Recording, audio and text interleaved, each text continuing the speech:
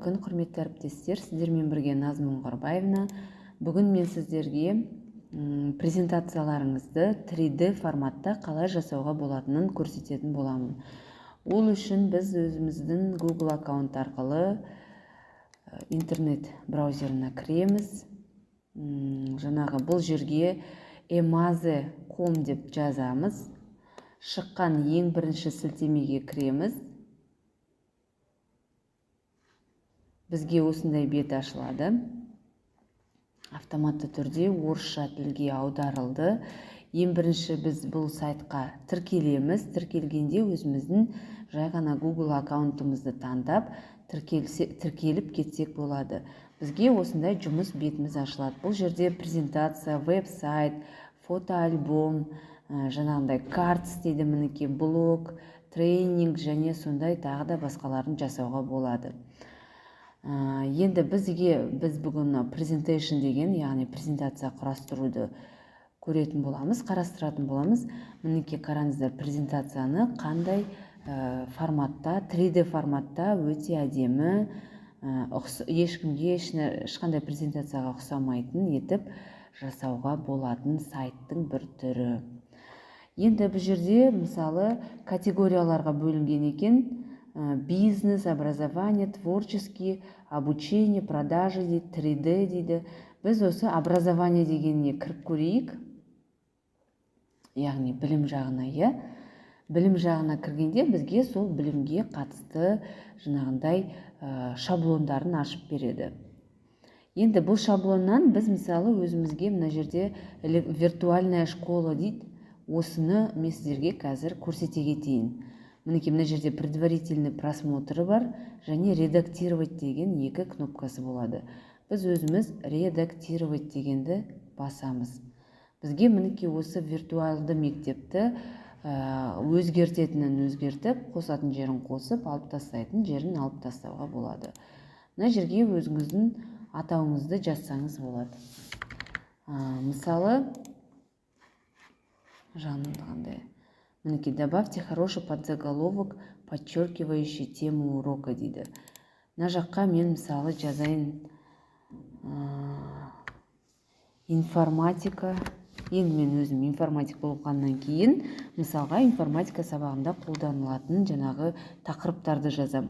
Сіз өз пәніңізге өзіңіз шаблон таңдасаңыз болады. Өз ақпараттарыңызды алдын ала дайындап қойып, осыған жазып отырсаңыз да болады. Так, мысалы, информатика. Жай ғана информатика деп өтейік. Енді мына жерде мінеке добавить деген кнопканы басу арқылы біз тағы да мына жерде қандай беттер, қандай жаңағындай слайдтарды қоссақ болады деп таңдап алсақ болады. Мына бізде ең алғашқы беті болсын. Так, одан кейін мінеке мысалы план урока на сегодня дейді. Мына жаққа сіздер балаларға жазып қойсаңыз болады, тақырыбыңызды жазып қойыңыз, мысалы. Мынаны өшіріп тастап, мысалы, кесте, Excel кестесі дейік.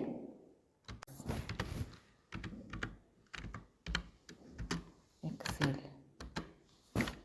кестесі дейік. Мына жерден орысшасын қазақшаға аударып қойсаңыздар болады, Мысалы, повторите классное задание дейді. Бізге бүгінге планымыз, план урока дегенді мысалы қазақша жазсаңыздар болады. Жоспар, сабақ жоспары. Сабақ жоспары. Мына жақта енді шрифтті өзгерсек болады. Мына жақта размер шрифті дейді. Так, параметры. Мына жақта мысалы Advent Pro дейді. Тағы да бар нәрселерден таңдап қоя берсеңіздер болады осы жерден.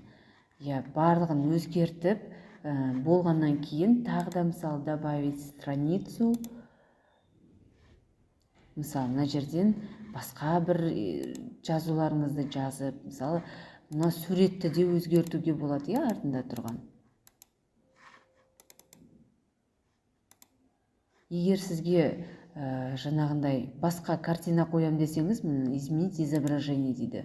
Мына жерден компьютеріңізден алып, басқа бір суретті алып қойсаңыз болады. Посмотреть, картинкаңызды таңдайсыз жұмыс столымен, или қай жерде тұрған соны жүктеп, осы жерге қойып артын өзгертуге болады. Мына жердегі мәтінді өзгертуіңізге болады. Осылай бірнеше өзіңізге қажетті шаблонды таңдап аласыз. Мысалы, мына жерде суреттермен қойылған, мінекей, мына мектептің ішінде жаңағы бұл жерде презентацияны мысалы мектеп жайында жасаса да өте әдемі екен. Мысалы, мектептің ішін таныстырып, виртуалды тур сияқты қылдырып. Мына жақта мысалы әртүрлі бейнелерді, суреттерді қойып, мына жерде оған түсініктемелерін жазса болады.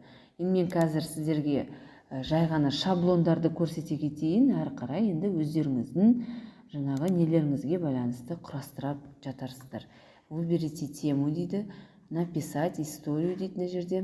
Мына жақта нарисуй картинку дейді, тапсырмалар бересіздер, иә? Мына жақта снять видео дейді мысалы.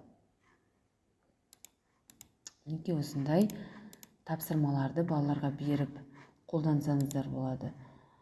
Так, мына жерде таблица қолдануға болады мысалы. Так, одан кейін мына жерде тағы да беттері бар. Неке. Мына жақта мынандай схема құрсақ та болады, иә? Енді бұл жерде өздеріңіздің сабағыңызға қатысты, өзіңізге керек осындай шаблондарды таңдап құрсаңыз болады. Анализ времени дейді, тарихтарға мысалы өте жақсы, иә?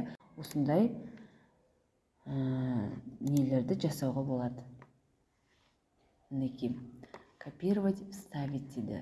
Яғни әрбір мына жерлерге мысалы өзіңізге керекті, қажетті заттарды қолдансаңыз болады әр жаққа.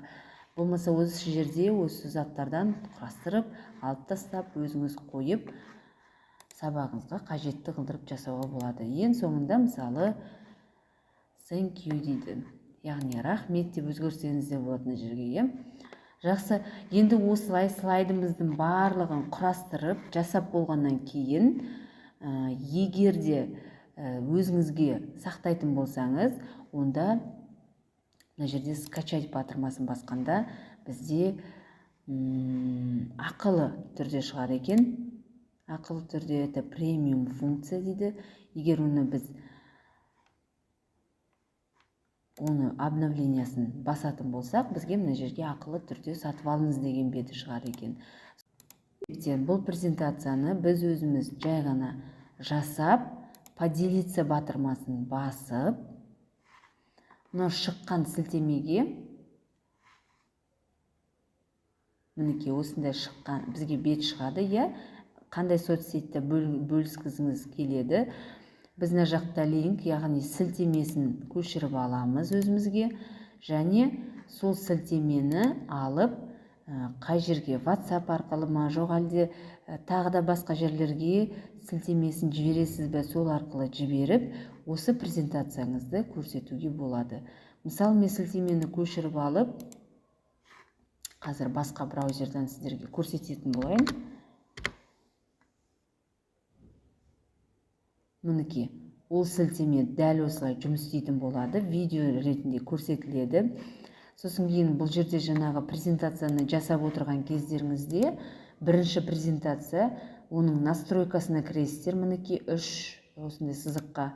Әр презентацияға уақыт қою керек міндетті түрде, продолжительность остановки, яғни 30 секундтан ба, жоқ әлде сіз бұл презентацияны қанша уақытта көрсетесіз?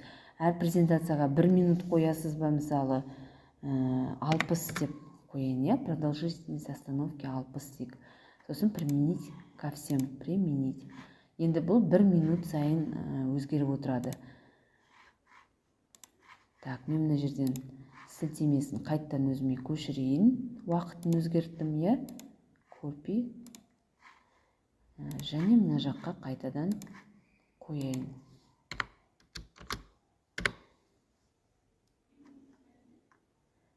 Енді мінекей менің жаңағы жасаған презентациям шықты. Мен бұны целый страницаға деп қоямын. және басқа апарған жеріңізге осылай көрсете берсеңіз болады. Сабақ жоспары 60 секундқа жетер-жетпестен,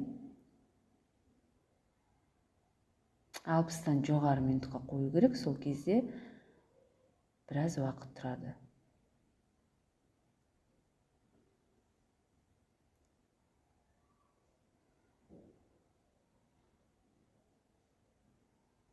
Мінекей осындай керемет шаблондарды қолданып, сабақтарыңызда, презентацияларыңызды 3D форматта қызықты етіп жасасаңыздар болады.